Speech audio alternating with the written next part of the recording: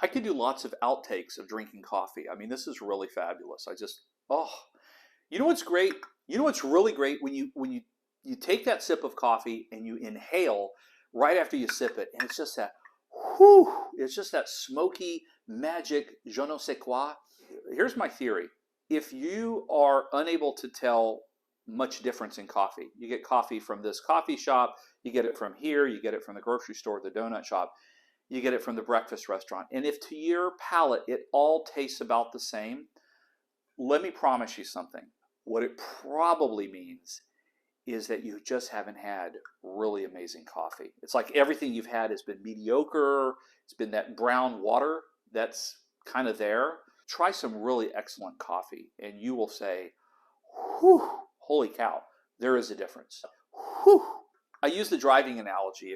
If all you've ever known is driving around in a Plymouth or a Chrysler, and you've never driven in a Tesla and felt the performance and the speed and the pickup, it's like, whew, it's like that with coffee. It's exactly like that with coffee. Hi guys, what better way to start the day than with the world's greatest cup of coffee? And I'm going to show you how to do it. I've been brewing coffee. I've even roasted my own imported coffee beans. You don't have to import and roast your beans. You can go to Trader Joe's, is a great source for really good quality beans. And I want to show you the steps and the secrets here today on this video of how to make the world's greatest cup of coffee. What equipment you need, what ratios, what timing, what quantities you need, and it's going to be magic in a cup. It's going to be insanely great. All right, let's talk about a couple of basic fundamentals. Let's get right into the content. First of all, we want to start with filtered water. You don't have to have a fancy Breville, a water heater unit like this that you can program so that when you come downstairs or wake up in the morning, your water's already at the right temperature. All right, so first device is a way to heat up the water. Second, we need to have whole beans. I recommend never buying pre-ground coffee. When you go to the store, the grocery store or Trader Joe's or Costco or whatever store you go to, look on the bag if it's ground or whole bean. You want the whole bean. You want to have these brown round beans. If you're unsure based on the labeling, squeeze the bag a little bit. Do you feel the hard round beans, or is it pre-ground? Pre-ground is going to taste more stale. It's going to taste more flat because by being ground months ahead of time, the flavor, all right, has evaporated from the bean. So it's never going to taste as good. Nor is decaf going to taste as good as regular. So that's another flavor secret. Another thing we want, and this is very, very minor point, but notice this tablespoon. It's got a very high wall as opposed to the tablespoon that you probably have in your kitchen drawer. This is going to allow you to control the exact amount of beans that you want to put in your coffee maker to make the perfect cup. I'm going to go over the exact quantities shortly. The problem with the kitchen spoon, by the way, is because the walls are so low, you may tend to pile too high and you're going to have inconsistency in your flavor. Now, there are a couple of other things you're going to definitely need to buy. I don't recommend spending hundreds of dollars on some elaborate coffee system because the truth is the world's greatest cup of coffee doesn't come from one of those super expensive coffee all-in-one systems. You just need a few basic components because the secret is in the water, it's in the water temperature, the amount of time that the coffee grinds are allowed to steep, it's in starting with fresh beans, grinding them fresh, and those sorts of factors, right? Those are going to play into, and the technique is going to play into the taste, not the fancy system. This is a basic Cuisinart grinder, but you can see it's just got a little, it's got a little prop blade in there, and you're going to put your beans in here. I'll show you the quantities in a minute. You put this on, and we'll demonstrate that. I also want to show you, very important, when you push down on this and it grinds the beans, how long do you do that for? That's an important secret. I have experimented thousands of times with making coffee. And I'm going to give you what I think is, for this particular grinder, the exact number of seconds to make that, to unlock the magic. Now, to actually brew the coffee, forget, first of all, the drip coffee maker that your parents grew up, that you grew up with in your parents' house. Forget the drip coffee maker. There are better ways to make a good cup of coffee. My two favorites you see here. Now, this I'm going to cover in another video. This I picked up when I visited the Middle East, when I was in Jerusalem. This is called a Turkish coffee pot. Now, this has no filter, but it makes an amazing cup of coffee. And I'll cover it again on a different video because the feature for today, my favorite cup of coffee, comes from this. This is a French press. The Turkish, which we'll go over another time, doesn't have any filter, and yet it makes a really caramelly flavored cup of coffee. This, though, gets you that really great kind of almost smoky, high, bright, wonderful, that, you know, when you drink the cup of coffee, you say, wow, whew. You can just, it's like, it's an experience. We've got some basic parts here that I'll go over, but this is what we're going to brew the coffee in. And there's a plunger, which I'll go over, how to plunge, when to plunge, how long do you let the water and the grind stay in here, how do you pour the water in here. The impact on the flavor of the cup of coffee even depends, when you put the grinds in the bottom, how do you pour the coffee over it. I've tried it all, so I want to share those secrets with you. Okay, let's go now to filtered water. We don't want to use tap water because there's minerals and other contaminants, even in trace amounts, that are going to alter the flavor of the coffee. We're going to go to the fridge and get some filtered water. Okay, so this is that Breville water heater. Again, this is a little bit expensive, but it's going to last you years and years and years. And I don't recommend microwaving water. If you don't have one of these, just use a pot, you know, put it on your stove, and we want to go to 212 degrees.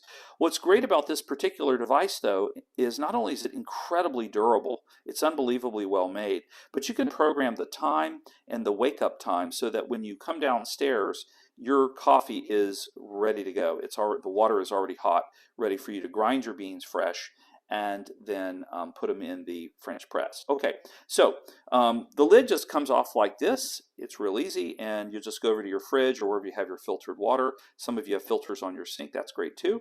For this French press, I'm going to come up, I would say that's roughly about maybe 2¼ inches, maybe 2½ inches of water, ballpark. As you get more familiar with your French press, it'll become a lot more obvious. So what we want to do now is I'm going to hit the power button right here. Notice I've got it set for 212 degrees Fahrenheit. Now, what it's giving me right now is the current temperature. So it's 70 degrees Fahrenheit, and it's going to automatically heat it to 212. This gives me plenty of time to grind the beans next. Okay, let's talk about the quantity of beans that we're going to be using. So first thing that I want to do is I'm going to plug in my grinder into the outlet. There we go. All right. Now, we're going to just take this lid off. And the way this thing works is when you put your whole beans in here and you push down, slight turn to the right, it's when you press this white part that it grinds. Here's the magic length of time we're going to grind, about 10 seconds. If you want it a little stronger, maybe 11 or 12 seconds, but that's all you need. You don't want to undergrind. You'll know you've underground your coffee if when it's steeping in here, it's really kind of red amber. You want it to be black or certainly dark brown. Now, let's go with our handy tablespoon. Again, we want the high walls so we can be consistent. And I'm going to put 4 either flat to slightly rounded. Let me show you how that looks there. That would be what I will call slightly rounded. It's a little bit over the edge. It's not flat across, just a little over.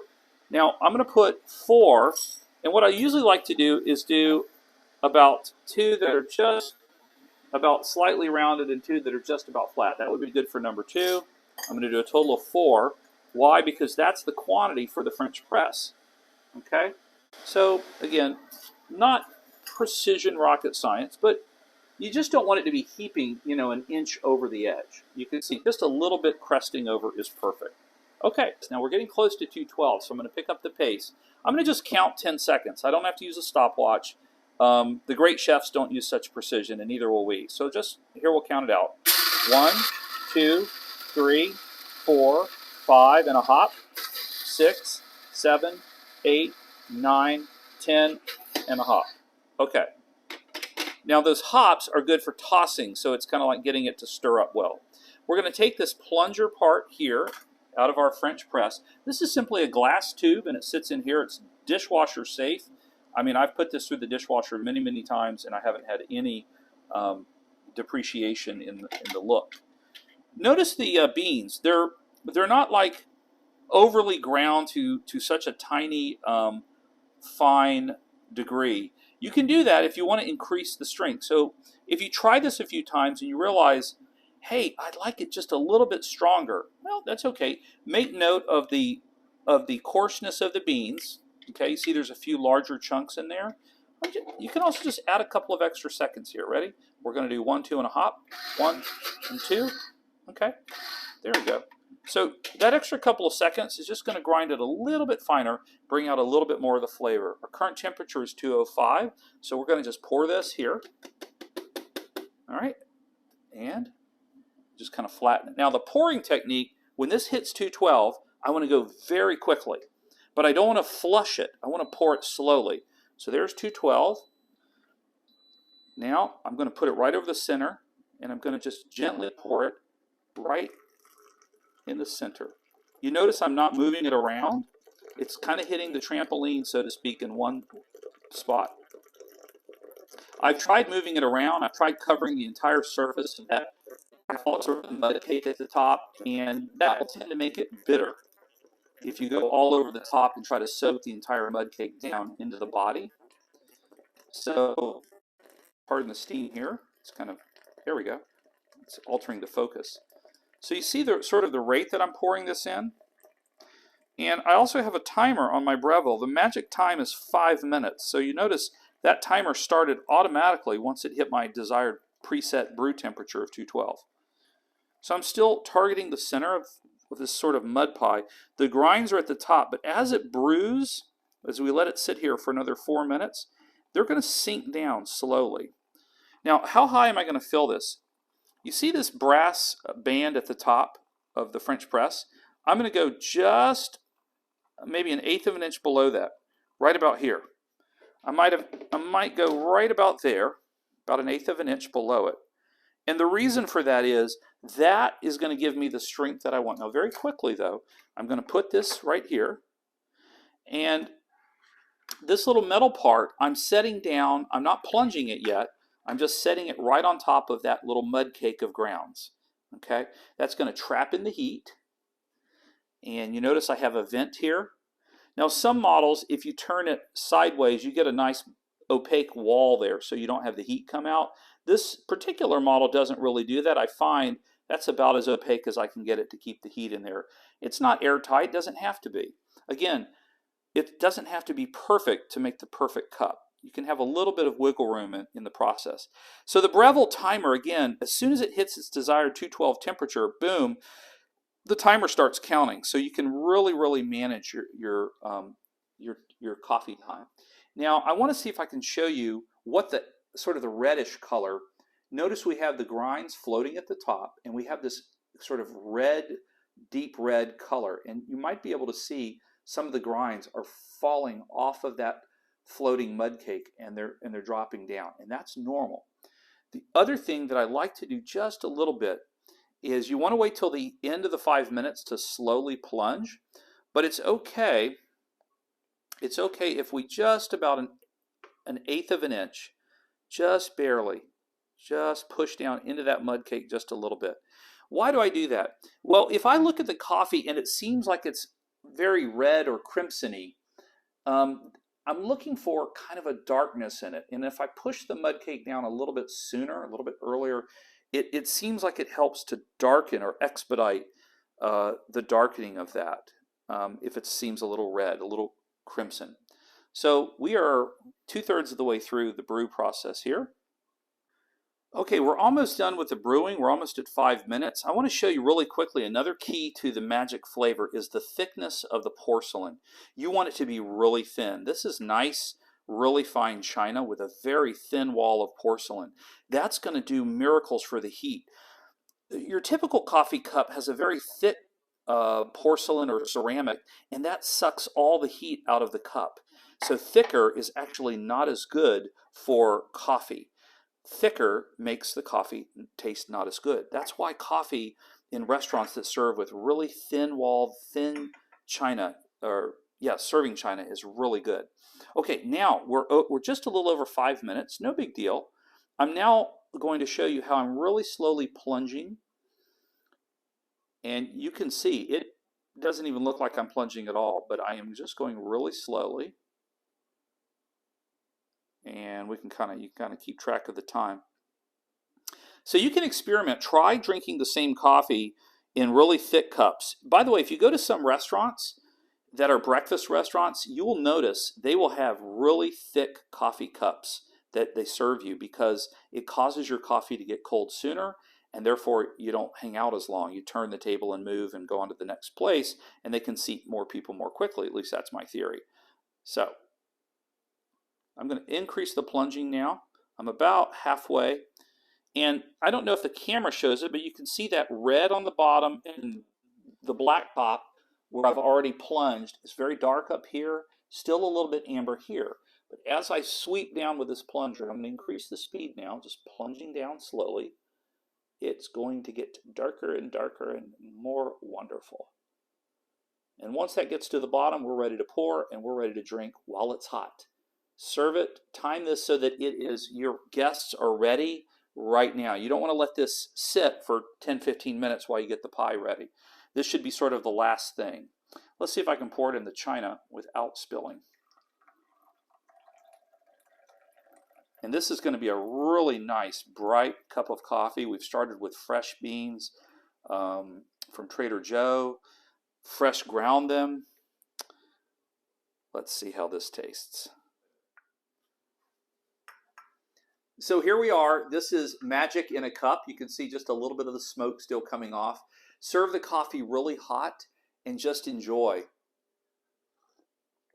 Oh my goodness, that is good. It is just got that wonderful, as you inhale right after you take the sip, I don't know how to describe it. It's smoky, it's full-bodied.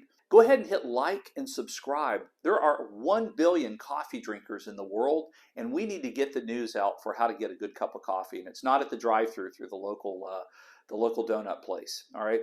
I'm really grateful to be able to share these videos with you. Hope you enjoyed it.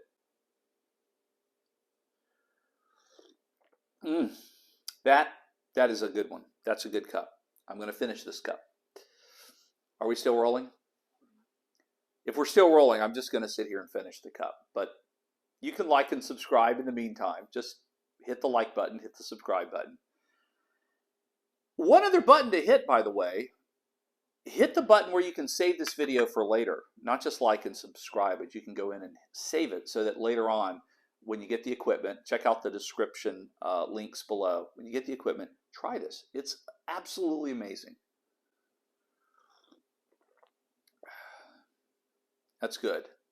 And I'm sorry for slurping. And stay tuned because I am going to come up with a video where I walk through the Turkish cup as well and how to use that. It's a very different approach, a very different technique, but it makes a wonderfully caramel-like cup of coffee without any sugar, without any caramel. Bon appetit.